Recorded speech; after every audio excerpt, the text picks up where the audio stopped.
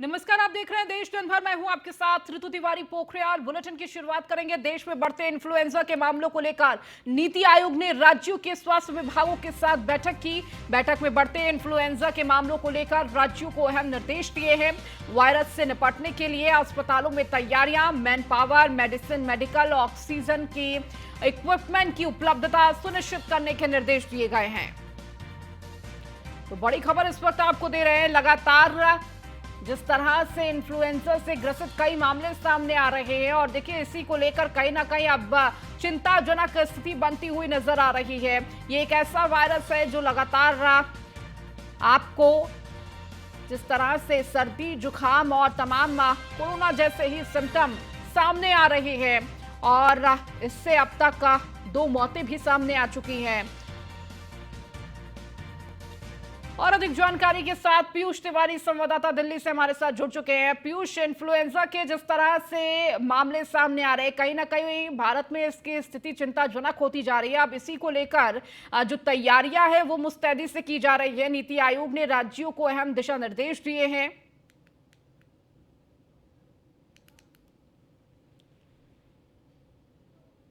पीयूष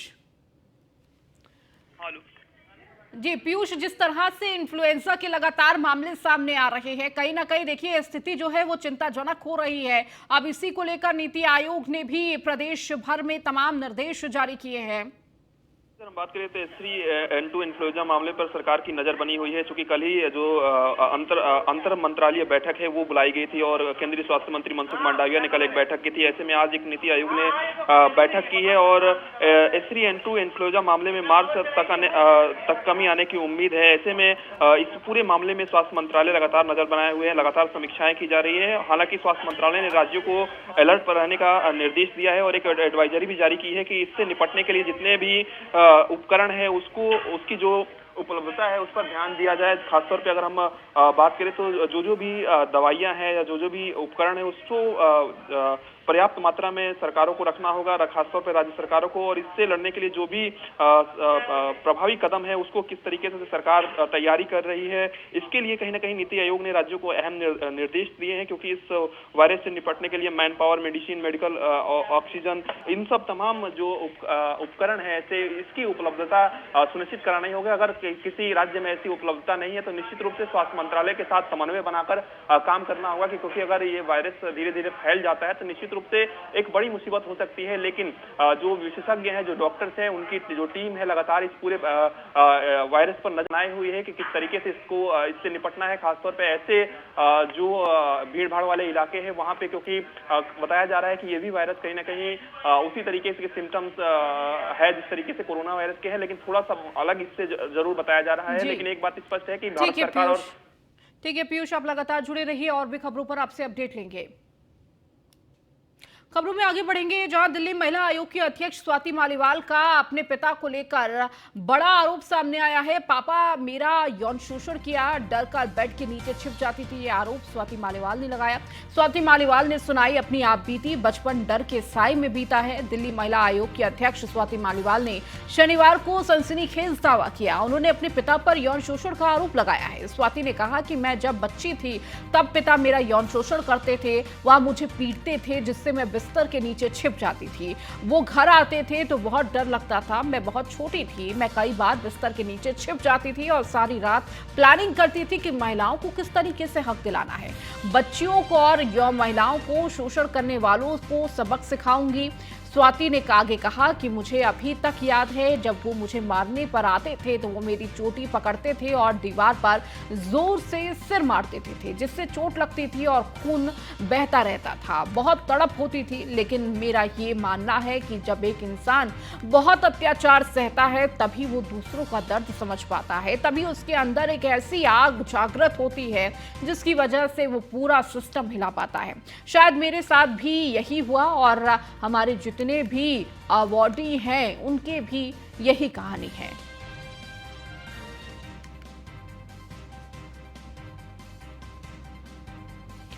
तो स्वाति मालीवाल का ये बड़ा खुलासा, जिससे तरह से उन्होंने अपने पिता को लेकर ये बड़ा सनसनीखेज खुलासा करते हुए कहा कि पिता मेरा यौन शोषण करते थे, मैं डरी सहमी रहती थी। मैं डर कर सहम कर कांपती रहती थी। उस वक्त मैं सोचती थी कि ऐसा क्या करूं जिससे इस तरह के सभी आदमियों को सबक सिखा सकूं। तो मुझे याद है कि मेरे फादर मेरे साथ यौन शोषण करते थे। पीयूष हमारे साथ लगातार जुड़े हुए हैं। पीयूष, जिस तरह से स्वाति मालीवाल ने ये आप बीती सुनाई है, कहीं ना कहीं एक बड़ा खुलासा है। और देखिए, अब इस बात के बाद कई सवाल भी खड़े हो रहे हैं। देखिए, अगर हम बात करें तो निश्चित रूप से स्वाति मालीवाल ने एक बड़ा बयान जरूर दिया है, खासतौर पे अपने पिता को लेकर। जिस तरीके से उन्होंने कहा कि मेरे पिता मेरा यौन शोषण करते थे, लेकिन उनके शब्दों पर आप गौर करेंगी तो उन्होंने इस शब्द को इसके बाद धीरे धीरे बैलेंस किया। उन्होंने कहा कि मैं डर जाती थी जब भी वो घर पर आते थे, और मैं डर के मारे बेड के नीचे छिप जाती थी। कई रातें मैंने बेड के नीचे बिताई है। इस तरीके के जो आरोप है उन्होंने अपने पिता पर लगाए हैं। लेकिन सबसे बड़ी बात है कि इससे पहले भी स्वाति मालीवाल ऐसे जो बयान है लगातार देती रही है, या इस तरीके से चर्चाओं में रही है। आपने हाल ही में देखा होगा किस तरीके से वो एक उनकी वीडियो वायरल हुई थी, जिसमें तमाम जो भारतीय जनता पार्टी के नेता हैं उन्होंने आरोप लगाया था कि इस तरीके के जो स्वाति मालीवाल हरकत करती हैं वो पब्लिसिटी स्टंट के लिए करती हैं। ऐसे में इस तरीके के बयान देना निश्चित रूप से जिस तरीके से गंभीर आरोप लगाए हैं। चूंकि महिला आयोग की ओर से एक कार्यक्रम रखा गया था दिल्ली में, और महिलाओं को सम्मानित किया जाना था, और इसी दौरान इन्होंने कहा कि मेरा बचपन जो है वो डर के साए में बीता है, और अपने पिता पर गंभीर जो आरोप है वो उन्होंने लगाए। हालांकि उन्होंने साफ तौर पर कहा कि पिता मुझे मारते थे, पीटते थे, मैं डर जाती थी, और अपनी आवाज जो है वो महिलाओं को उठानी चाहिए, महिलाओं को सशक्त होना पड़ेगा। तो इस तरीके की बातें जो है वो स्वाति मालीवाल ने किया है। हालांकि लगातार स्वाति मालीवाल ऐसे बयानों से और इस तरीके की चीजों से लगातार चर्चा में बनी रहती हैं। ऐसे में क्या कुछ इसके पीछे मंशा है, या किस तरीके, क्या वाकई में स्वाति मालीवाल के साथ ऐसा हुआ था? चूंकि उन्होंने खुद आप बीती बताई है, और एक बड़े पद पर चूंकि स्वाति मालीवाल है, महिला आयोग की अध्यक्ष हैं दिल्ली की, तो निश्चित रूप से कई लोगों को उन्होंने मोटिवेट भी किया कि अगर आपके साथ अत्याचार होता है तो उसके खिलाफ बोलिए, खुलकर बोलिए, चाहे वो परिवार का कोई सदस्य ही क्यों ना हो, चाहे पिता हो या कोई भी हो, अगर आपके साथ। ठीक है पीयूष, बहुत शुक्रिया इस जानकारी को देने के लिए।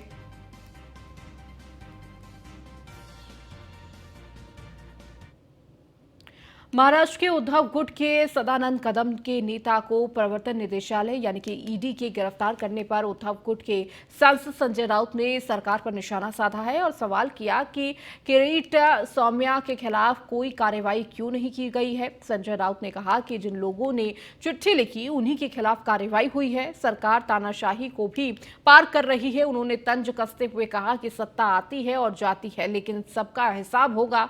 गौरतलब है कि सदानंद कदम उद्धव गुट के नेता रामदास कदम के छोटे भाई हैं, जिस पर आरोप है कि महाराष्ट्र के रत्नागिरी के दापोली इलाके में स्थित साइन रिजॉर्ट को अवैध तरीके से बनाया गया है। घोटाले का आरोप बीजेपी नेता किरीट ने भी लगाया है। इसमें कथित रूप से सदानंद कदम और पूर्व परिवहन मंत्री अनिल परब दोनों पार्टनर हैं।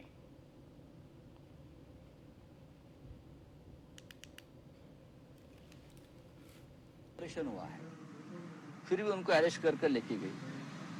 मैं बार बार कुछ मुद्दे सामने लाया हूं कि किरीट सोमैया जो विक्रांत घोटाला किया है, विक्रांत के नाम पर जो पैसा जमा किया लाखों करोड़ों,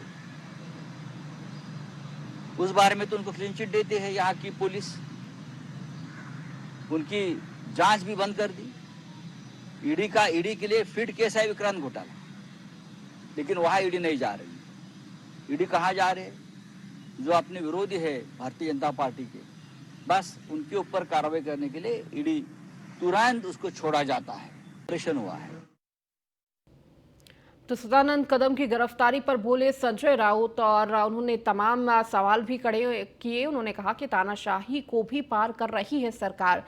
आपको बता दें कि इससे पहले जिस तरह से एजेंसियां काम कर रही थी, इसे लेकर कई विपक्षी पार्टियों ने प्रधानमंत्री को पत्र लिखा था और उन्होंने कहा था कि लगातार ये जो सरकार वो तानाशाह की राह पर चल रहा है, और इस तरह से कहीं ना कहीं जिस तरह से एजेंसियों का दुरुपयोग किया जा रहा है, इसको लेकर पत्र लिखा गया था। ये वो वक्त था जब मनीष सिसोदिया की गिरफ्तारी हुई थी, और इसी को लेकर तमाम विपक्षी नेताओं ने, जिसमें तमाम वो उद्धव ठाकरे हो, चाहे अखिलेश यादव हो या फिर अरविंद केजरीवाल हो, ये सभी नाम शामिल थे। और इसके बाद जिस तरह से अभी भी एजेंसियां काम कर रही हैं, उस पर सवाल खड़े करते हुए संजय राउत ने कहा कि अब ये तानाशाह से भी आगे बढ़ चुका है। हमारी संवाददाता फरियल हमारे साथ जुड़ चुकी है। फरियल, जिस तरह से देखिए केंद्रीय एजेंसियों को लेकर तमाम विपक्ष सवाल खड़े कर रहा था और इसी को लेकर प्रधानमंत्री को पत्र भी लिखा गया था, उसके बाद भी केंद्रीय एजेंसियां और ज्यादा एक्टिव नजर आई और इसी को लेकर संजय राउत का ये पलटवार भी देखने को मिला है। जी बिल्कुल, अगर आप देखोगे तो कल जो है वो उद्धव ठाकरे गुट के शिवसेना के एक नेता के ऊपर ईडी की कार्रवाई हुई, साथ ही उनको गिरफ्तार भी किया गया है। और आज सुबह होते ही एनसीपी के विधायक हसन मुशर्रफ के घर पे जो है वो ईडी की छापेमारी होती है। और हम आपको बता दें कि कल बॉम्बे हाई कोर्ट से हसन मुशर्रफ को राहत मिलती है और उन्हें ये कहा जाता है कि अभी फिलहाल उनको कोई कार्रवाई नहीं होगी और जो है उनपे कोई गिरफ्तारी की तलवार नहीं लटकेगी। उसके बाद भी सुबह होते ही ईडी की रेड गिरती है।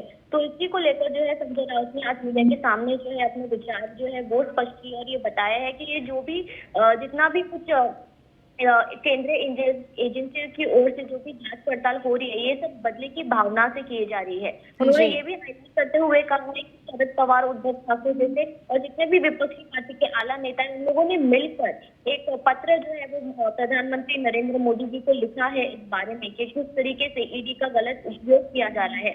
उसके बाद भी महाराष्ट्र में और दूसरे राज्यों में जो है और वो ईडी की कार्रवाई रुकने का नाम नहीं ले रही है। तो अब देखना ये होगा कि जिस तरीके से ये सिलसिले चल रहे हैं महाराष्ट्र में भी और दूसरे राज्यों में भी, और ये अहम बात है कि सिर्फ जो विपक्षी दल के जो आला नेता है उनके ऊपर ये कार्रवाई हो रही है।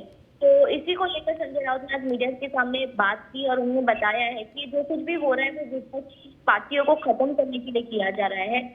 बीजेपी चाहती है कि दूसरे कोई विपक्ष पार्टी बीजेपी के सामने खड़े ना हो पाए, इसीलिए विपक्षियों को निशाना बनाया जा रहा है और ये बदला लेने के विचार से जो है ईडी का उपयोग किया जा रहा है। ठीक है फरियल, आप लगातार जुड़े रहिए और भी खबरों पर आपसे अपडेट लेंगे। महाराष्ट्र में एक बार फिर सूखे की समस्या का सामना करना पड़ सकता है। इस बार मानसून में फिर कम बरसात का अनुमान है। एल नीनो की असर से ये सब होने वाला है। यह दावा नेशनल एसोनिक एंड एटमॉस्फेरिक का नाम किया अमेरिकी मौसम बताने की संस्था ने किया है। इस साल अत्यधिक गर्मी का मौसम होगा और उसके बाद सूखे का संकट भीषण होगा। हालांकि अमेरिकी मौसम वैज्ञानिकों इस अनुमान पर भारतीय मौसम विभाग ने फिलहाल कोई प्रतिक्रिया नहीं दी है। अमेरिकी मौसम के जानकारों के मुताबिक जून से दिसंबर के बीच 55 से 60% तक एल नीनो के प्रभाव की संभावना जताई जा रही है, जिसमें हिंद महासागर के तापमान में फेरबदल होगा, जिसका असर आने वाले मानसून पर भी पड़ेगा। जनवरी और फरवरी महीने में डेटा के आधार पर एल नीनो की असर को लेकर अमेरिकी मौसम वैज्ञानिकों ने यह अनुमान जताया है। भारतीय मौसम वैज्ञानिक अप्रैल तक रुक रुक कर इस बारे में कोई निश्चित राय देने की बात कर रहे हैं।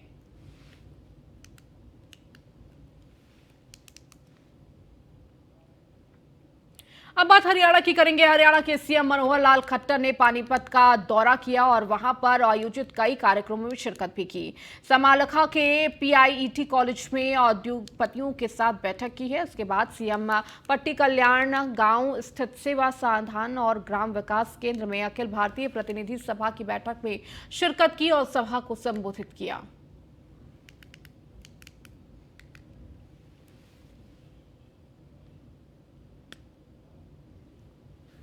हरियाणा के वल्लभगढ़ में सेक्टर 3 में देर रात एक व्यक्ति की गाड़ी को कुछ बदमाशों ने चकनाचूर कर दिया, जिसमें गाड़ी को काफी नुकसान पहुंचा है। बदमाशों ने यह हरकत सीसीटीवी में कैद हो गई है। वहीं पीड़ित शख्स रवि शर्मा ने बताया कि उसका किसी से कोई रंजिश नहीं है और मामला पुलिस में दर्ज करा लिया है। उन्होंने उनके नुकसान की भरपाई चाहिए। वहीं इस मामले में सेक्टर 3 के पुलिस चौकी इंचार्ज सीमा ने बताया कि सीसीटीवी के आधार पर मामले की जांच की जा रही है।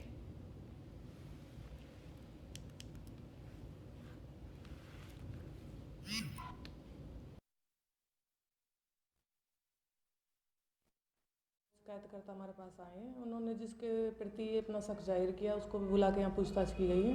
वैसे हम सीसीटीवी फुटेज वगैरह देख रहे हैं और जैसे भी किसी भी तरीके की कोई भी हमारे सामने आती है हम कार्रवाई करेंगे। 12:40 पे कुछ लोग वाइट कलर की गाड़ी में आते हैं और इस तरह से बैक करके गाड़ी को, और यहाँ पे उतरने के बाद में ताबड़तोड़ यहाँ पे चारों तरफ से मेरी गाड़ी को शीशा तोड़े हैं उन्होंने, बैक टू बैक, एक भी शीशा नहीं छोड़ा है।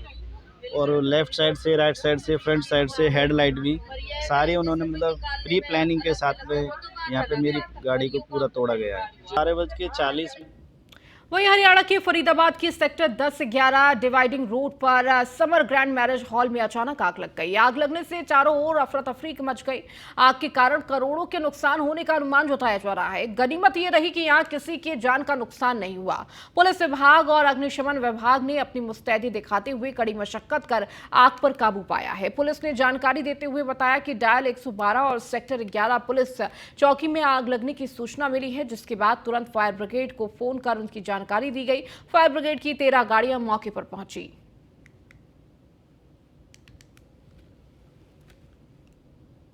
तो आग बुझाने में जुटी फायर ब्रिगेड की 13 गाड़ियां, जिसके बाद आग पर काबू पाया जा सका। हरियाणा के फरीदाबाद में मैरिज हॉल में अचानक आग लग गई।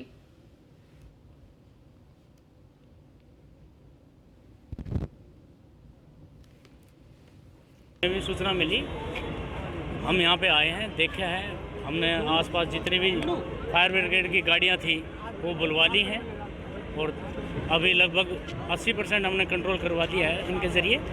अभी तक कोई जान और माल मतलब माल की नुकसान के बारे में कुछ पता नहीं चला है। कहा जा रहा है कुछ गाड़ियों में पानी नहीं था, बगैर पानी की पहुंची नहीं, एक गाड़ी के अंदर जो आधी भरी हुई थी वो अभी पता चला कि वो आधी भरी हुई थी, लेकिन वो तुरंत भर रही थी। उसी समय जैसे पता चला वो आधी को ही लेके आ गया।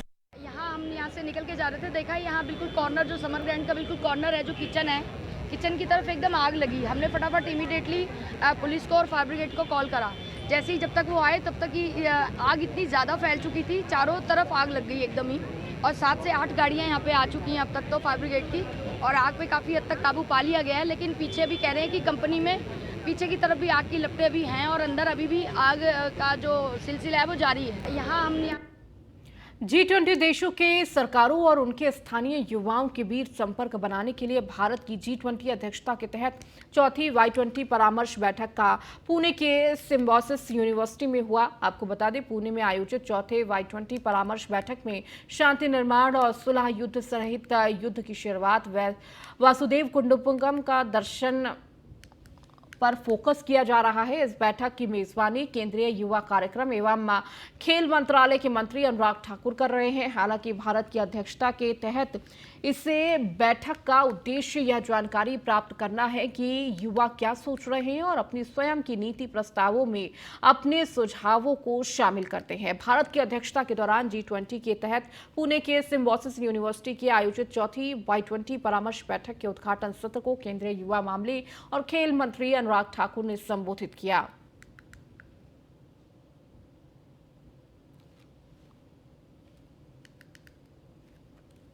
लालू यादव जी और उनके परिवारों के ऊपर, वहाँ तो मैं यही कहूँगा, उनका तो एक ही नारा था लालू यादव जी का, तुम मुझे प्लॉट दो मैं तुम्हें जॉब दूंगा। तो हर किसी ने अपना अपना मॉडल देश में निकाल रखा था भ्रष्टाचार करने का। आज जब कार्रवाई हो रही है तो चोर चोर मुसेरे भाई कह रहे हैं,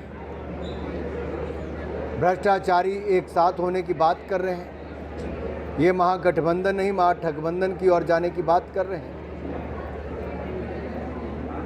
अब पूछिए आपने से कुछ। तेजस्वी यादव ने आज बताया उनकी पत्नी की सेहत का वास्ता लेते हुए वो ईडी की भ्रष्टाचार में गंभीर आरोपों में घिरे हैं। इसलिए हमने पहले भी पूछा कि वी कौन है। बिहार की राजधानी पटना में आईपीएस अमिताभ कुमार दास ने मुख्यमंत्री नीतीश कुमार को दोषी ठहराते हुए कहा कि उनकी पार्टी में एमएलसी की टिकट गांजा और हेरोइन बेचने वाले तस्करों को दी जाती है। आईपीएस अमिताभ कुमार दास ने एक खास बातचीत की है हमारे संवाददाता मनोज कुमार सिंह ने। ये नीतीश कुमार जी और या फिर सरकार का छत्र छाया है राधाचरण सेठ पे? नहीं, कहीं ना कहीं क्या, ये तो खुलेआम छत्र छाया है। यदि नीतीश कुमार की पार्टी के वो एमएलसी हैं तो मैंने थोड़ी टिकट दिया है राधाचरण सेठ को। सर, आप तो सर एक आईपीएस रहे भी हैं, अभी लड़ाई भी लड़ रहे हैं, तो सर एक चीज नहीं समझ में आ रहा, 4 दिन तक लगातार छापामारी चला, कुछ नहीं निकलता है क्या? नहीं, ये किसने आपसे कहा कि कुछ नहीं निकलता? सोशल मीडिया से लेकर उनके समर्थक तक कह रहे हैं कि कुछ नहीं निकला, कुछ नहीं निकला। अब समर्थक तो कहेंगे ही, लेकिन इनकम टैक्स वाला जो मेरी जानकारी है, जो मेरे सूत्रों ने बताया है कि इतनी दौलत थी कि नोट गिनने की मशीन मंगानी पड़ी। मतलब इतना पैसा था कि इनकम टैक्स अधिकारी खुद से गिन नहीं सके, उसके लिए मशीन मंगानी पड़ी। तो ये तो अब वो लोग करे कुछ नहीं निकला, कुछ नहीं निकला, हम पाक साफ हैं, ऐसा कुछ नहीं है। और धीरे धीरे देखिए क्या होता है। तो आज ना कल तो सबके पाप का घड़ा सर, भरता एक है। चीज और कर रहे हैं राधाचरण सेठ एमएलसी साहब कि जिलेबी बेचने के घर तो छापामारी हो तो स्टैंडर्ड बात है, चाय वाले के घर छापामारी, चाय बेचने वाला जब प्रधानमंत्री बन सकता है तो जिलेबी वाला एमएलसी नहीं बन सकता है। नहीं नहीं, उनके जलेबी बेचने से कोई इतराज हमें नहीं है, जैसे मोदी के चाय बेचने से भी हमें कोई इतराज नहीं है। राधाचरण सेठ से यदि हमें इतराज है तो इसलिए कि उन्होंने जलेबी का धंधा तो साफ सुथरा था, आप मतलब मेहनत की कमाई खा रहे हैं। राधाचरण सेठ को मैं विवादित इसलिए कह रहा हूँ कि ये मादक द्रव्यों की तस्करी में लगे हैं, ड्रग्स की तस्करी में लगे हैं, उनके जलेबी छानने क्या से सर अभी भी ड्रग्स का काम चलता है?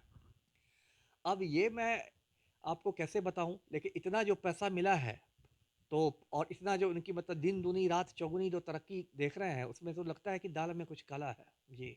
दाल में काला है कि पूरा दाल ही काला है सर? बिहार सरकार है सर। हाँ, ये भी कह सकते हैं पूरी दाल ही काली है। बिहार में तो माफिया राज है और ईमानदार लोगों पर सर्जिकल स्ट्राइक होता है। यही पलटू राम ने मेवालाल चौधरी को शिक्षा मंत्री बना दिया था, एक घोटालेबाज को। बाद में मैंने उस पर आवाज उठाई, तब उनको इस्तीफा देना पड़ा। तो ये थे आईपीएस अमिताभ कुमार दास। हालांकि इन्होंने जो कहा सच्चाई कहा, और ये अपने से शुरू से ही देखते आ रहे हैं राधाचरण सेठ जी को, और स्टेशन से जिलेबी से लेकर एमएलसी तक का ये कहानी सर जान रहे हैं। और जहाँ तक एक बात बार बार आ रहा है कि चाय बेचने वाला और जिलेबी बेचने वाला, तो चाय बेचने वाला ईमानदारी से चाय बेच के प्रधानमंत्री बन गए, लेकिन जिलेबी बेचने वाला अब गांजा बेच कर एमएलसी तक की कहानी में, तो कहीं ना कहीं जिस प्रकार सर ने कहा कि दाल में कुछ काला है, तो जाहिर सी चीज है कि ये बात में दम ना कहीं। चलिए, इस बुलेटिन में फिलहाल इतना ही। बने रहिए न्यूज़ 1 इंडिया के साथ।